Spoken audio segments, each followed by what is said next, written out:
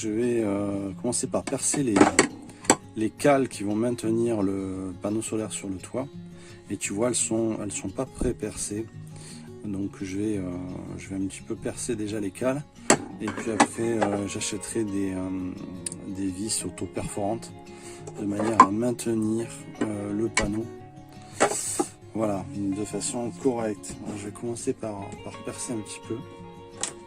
On va voir ce que ça donne.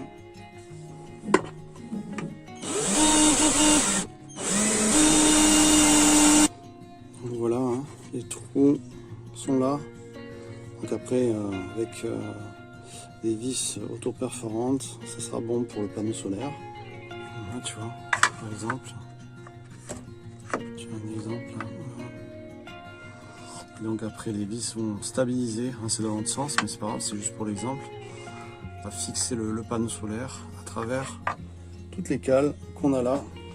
Donc j'ai plus qu'à toutes les percer. Tu vois, c'est une belle bête, hein, c'est un 390 watts en la marque QCell. Donc j'ai déjà mis les cales avec des vis auto-foreuses, tu vois. Donc ça c'est vachement pratique, tu as juste à percer tes cales. Foreuse 6.3, hein, donc super pour maintenir le panneau solaire. Donc il est vraiment collé à mon premier 110 watts pour mon install avant. Et puis celui-là il va être pour l'install arrière, l'install que tu connais, hein, ma deuxième install qui est mon install de secours en énergie. Donc c'est parti, on va le coller. Alors important à faire, c'est bien nettoyer en dessous l'endroit où vous allez appliquer la colle.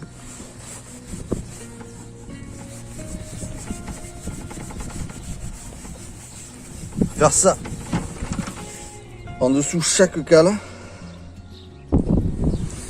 Donc là ça va être la rallonge en fait qui va descendre jusqu'au régulateur MPPT.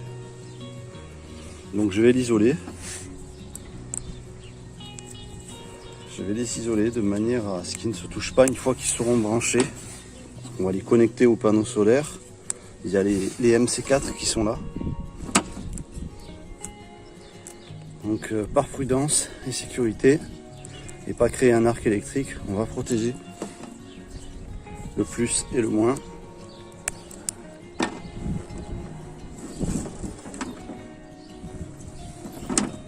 Voilà. J'espère qu'il n'y aura pas trop de vent dans cette vidéo. Alors, voilà. Donc là, on a nos connecteurs MC4 qui sont là. Nos fiches MC4. Celle-ci et celle-là. Voilà. On va brancher à la rallonge. Et après, je vais percer un trou ici. Connexion.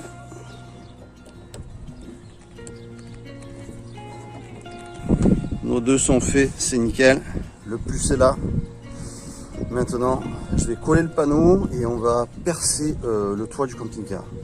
Alors, je l'avais attaché provisoirement, tu sais, je l'avais sanglé parce que j'attendais la cartouche de Sika.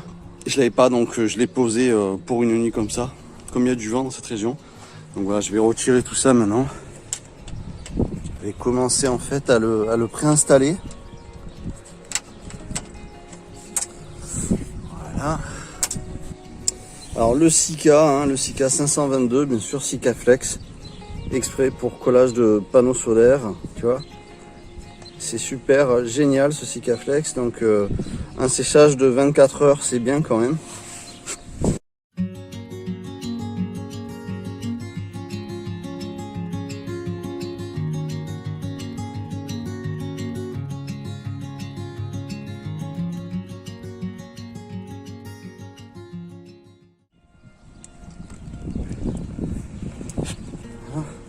Alors je vais coller les autres et après je vais appliquer la totalité ensemble.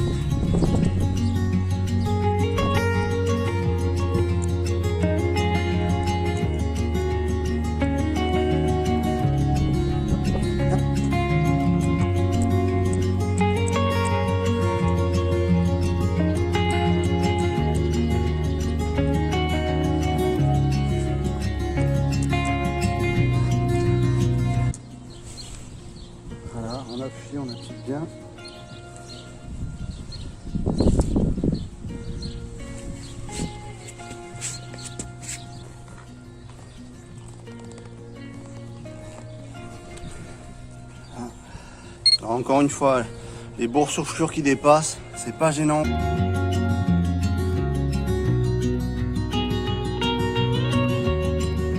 Et lycée, vous prenez du myrrhe,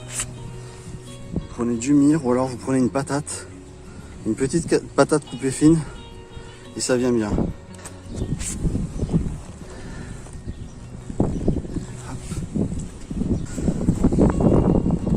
Pas s'asseoir non plus sur le panneau solaire. Voilà. Là on est bien là.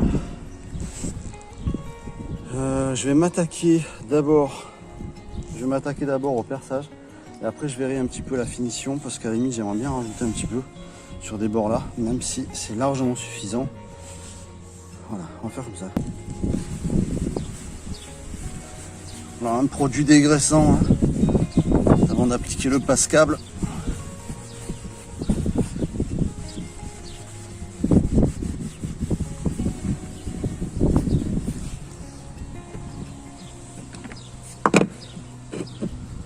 Voilà. Là on a notre passe-câble.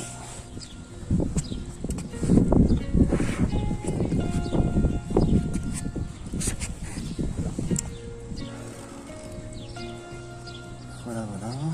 Du coup, on va passer les deux.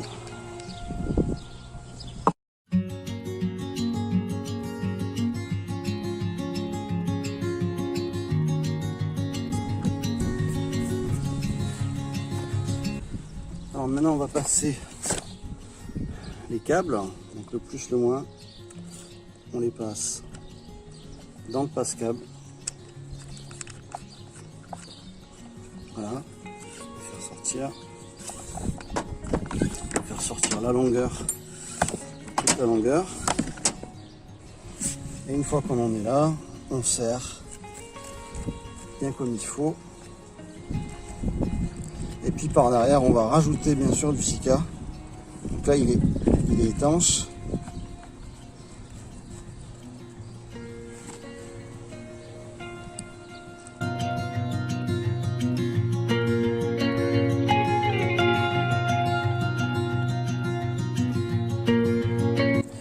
Donc le truc au niveau des câbles, moi je vous conseille, faut pas que ça parte dans tous les sens. Parce qu'une fois ça m'est arrivé, c'est parti un peu dans l'isolation. Tu mets un premier là, un deuxième là, pour pas que ça se barre, tu vois. Ça peut partir, tu sais, dans la seconde couche. Et puis là, tu vas tout droit, tu descends bien là où tu veux que ça aille, parce qu'après, bon, tu vas plus avoir vraiment accès. Voilà, on fait passer toute la longueur. Impeccable, comme ça.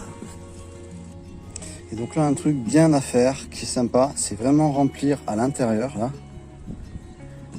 pour rajouter vraiment de l'étanchéité, au cas où que l'usure du joint, si tu veux, qui serre le câblage, puisse s'abîmer par là, peut s'abîmer au fil du temps. Donc voilà, donc vraiment le mieux c'est remplir. Vous remplissez vraiment hein. Ça sera pas de trop. C'est vraiment le mieux. Voilà. On arrive à la fin de toute façon de la cartouche. Ok. Et maintenant on descend les câbles. On descend les câbles en même temps. On descend les câbles et on vient plaquer notre passe-câble. Et on appuie. Oups. Voilà. Après on appuie correctement le passe-câble. Et là c'est super étanche. Tout autour. On voit qu'il y a une bonne boursouflure.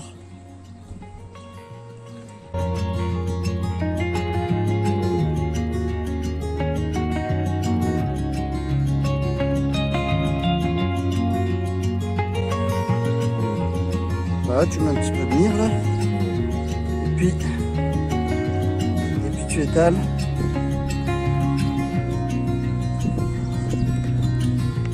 Avec le myrrhe.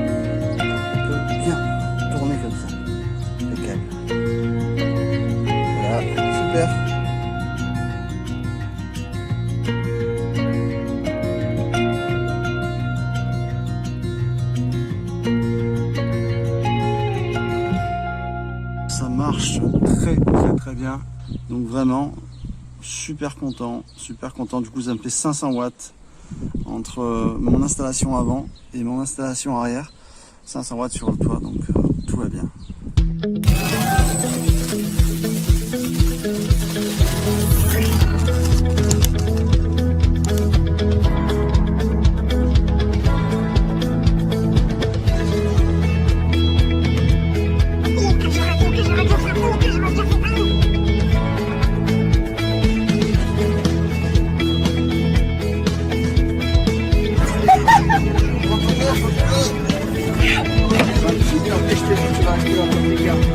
Smash this